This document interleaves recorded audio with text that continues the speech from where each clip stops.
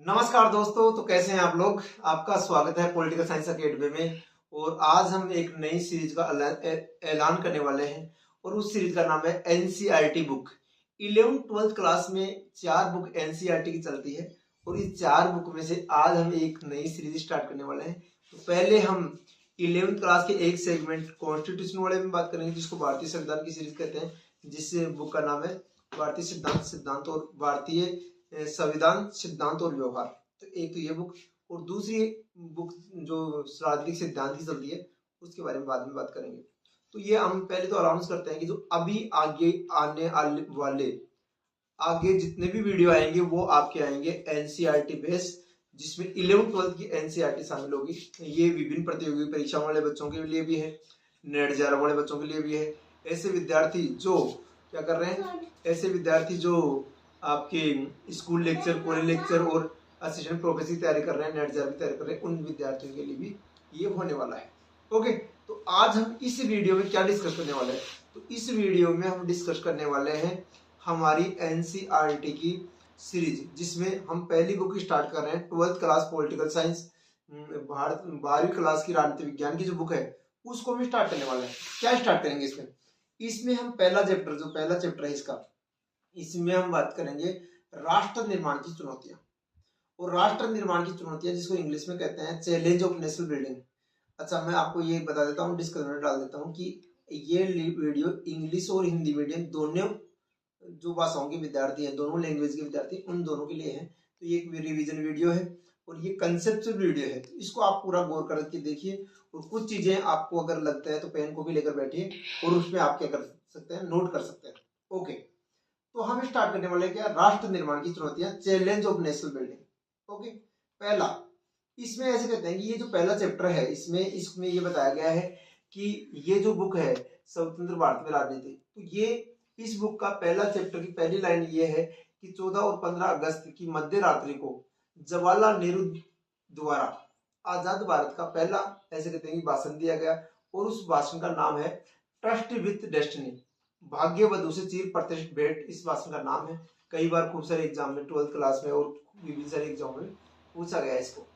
और ऐसे कहते हैं जवाहरलाल नेहरू रेड बोर्ड पर लाल किले के ऊपर ये भाषण कर रहे थे और इस भाषण के माध्यम से जवाहरलाल नेहरू ने ये कहा कि हम क्या करेंगे, पूरे देश को हम क्या कर रहे हैं संबोधित करते हुए, विशेषकर वहां संविधान सभा के सदस्य भी शामिल थे, तो पूरे देश को संबोधित करते हुए जवाहरलाल नेहरू ने यह कहा कि हम एक अंधकार से प्रकाश की तरफ जा रहे हैं और हमारा ये जो आज का दिन है ये ऐसे कहते हैं हजारों साल में एक बार आता है, जिसमें हम पूरे देश की आजादी को जश्न कर रहे हैं।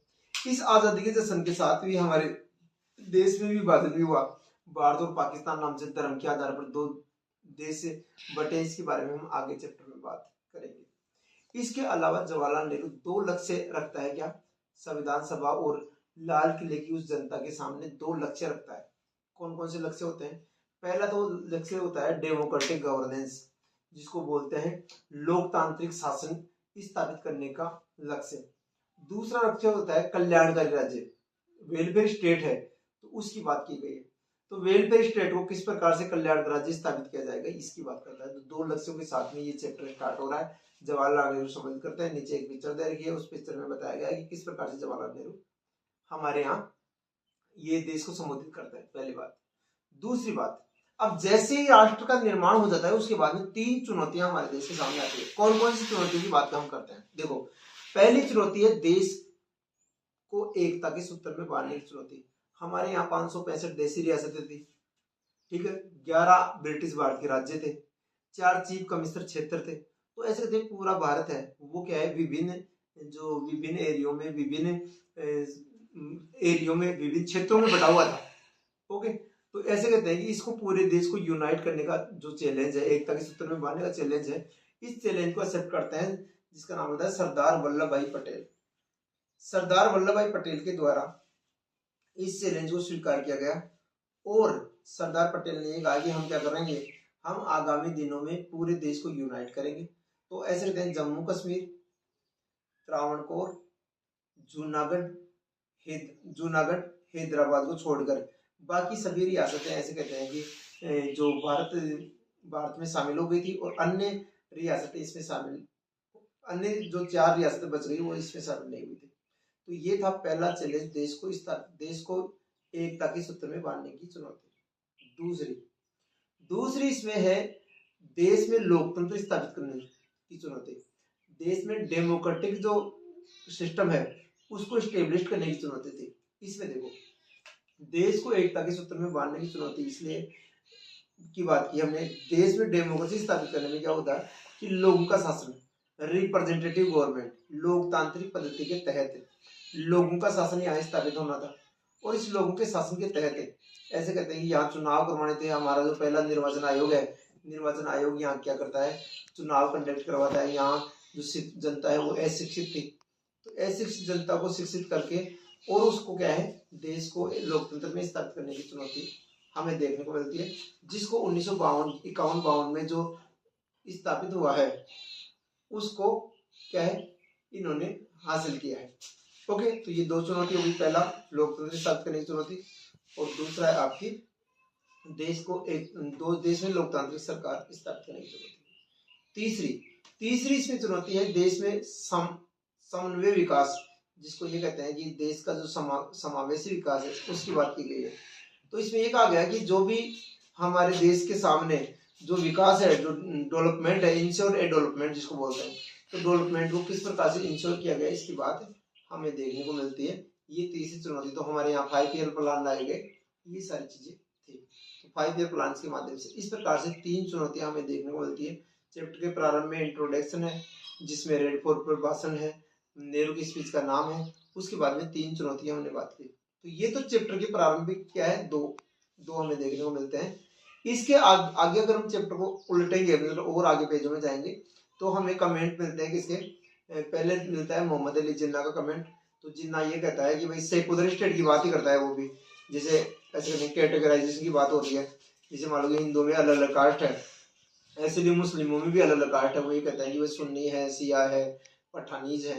ये क्या है कि इसमें ये मुस्लिम्स में कास्ट होती है, हिंदुओं में ब्राह्मण है, और अलग अलग जो कास्ट है उनकी बात की गई है। उस सबको एक इस तरह पर एक करने की बात करता है कौन, मोहम्मद अली जिन्ना। ये कमेंट है, इसको मैं लगा दूंगा यहाँ, तो आप इसको पढ़ लेना पॉज करके, ठीक।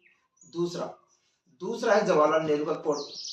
तो जवाहरलाल नेहरू ने ये कहता है कि जवाहरलाल नेहरू भी ये कहता है कि जो मुस्लिम्स है उनको इस देश से सब संभव नहीं कि पूरे साफ कर दी जाए, इसलिए ऐसे कहते हैं ये जो देश जो रुकना चाहता है यहाँ वो रुक सकता है, जो जाना चाहता है वो जा सकता है।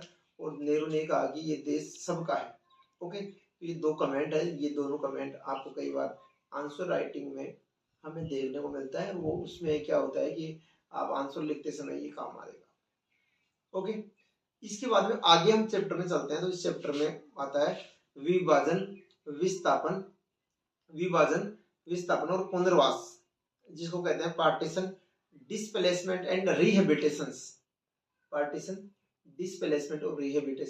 इसके बारे में बात करें। तो ये चैप्टर का यह प्रारंभिक रूप था। इसमें आगे विभाजन के बारे में बात करें तो 2 नेशन थ्योरी है, द्विराष्ट्र सिद्धांत की बात की गई, जिसके तहत ये कहा गया कि जो द्विराष्ट्र सिद्धांत है वो हमें देखने को मिलता है। तो द्विराष्ट्र सिद्धांत की हम बात करते हैं, जिसमें मोहम्मद अली जिन्ना ने कहा कि भाई जो मुस्लिम लीग है उसने ये कहा कि हम क्या करें, पार्टीशन चाहते हैं, विभाजन चाहते हैं, और जो द्विराष्ट्र सिद्धांत है इसके तहत हमारे देश का विभाजन होना चाहिए। आगे चलकर जब विभाजन अलाउंस होता है माउंटबेटन योजना के तहत, जिसमें ये कहा गया था कि भाई जो जिन्ना है ये क्या करेंगे, ऐसी जो लार्जेस्ट पॉपुलेशन है जहाँ मुस्लिम ज्यादा है वहां क्या करना चाहिए, इसको स्टेब्लिश करना चाहिए। ओके, उसके बाद में ऐसे कहा गया कि जब ऐसे कहा गया कि भाई माइग्रेशन होगा, एक देश है वो एक जो ऐसा वर्ग है जो यहाँ हिंदुस्तान में रह रहा है वो मुस्लिम है, तो पाकिस्तान में जाएगा, पाकिस्तान में हिंदू यहाँ आएंगे। और इसमें सबसे ज्यादा जो एरिया है वो प्रभावित हुए थे, तो बंगाल का एरिया और एक पंजाब का एरिया, 2 एरिया ज्यादा प्रभावित हुए थे। इसमें एक फ्रंटियर गांधी, जिसको सीमांत गांधी के नाम से जानते हैं, खान अब्दुल गफार खान, तो ये ऐसे कहते हैं विभाजन के विरोध में थे। उसके बावजूद भी इनकी बात को क्या है, इनकी बात को माना नहीं गया। ठीक है, तो ये ऐसे कहते हैं करीबन 80 लाख से ज्यादा लोग प्रभावित हुए, 8 से 10 लाख लोग क्या हुए इसमें मारे गए। किसमें, ये जो विभाजन और विस्थापन हुआ उसके बाद आगे चलकर ऐसे कहते हैं कि देश के सामने जो बहन बेटियां हैं उनकी इज्जत लूटी गई, कुछ को अपनी इज्जत, कुल की इज्जत बचाने के लिए कुछ बेटियों को मार दिया गया। तो ऐसे हमें इस विभाजन का पूरा दर्दनाक दृश्य हमें देखने को मिलता है। चैप्टर ये कह रहा है कि हमें क्या करना चाहिए, हमें इस चैप्टर में ऐसे कहा गया है कि भाई ये विभाजन का खतरनाक हमें दृश्य देखने को मिलता है।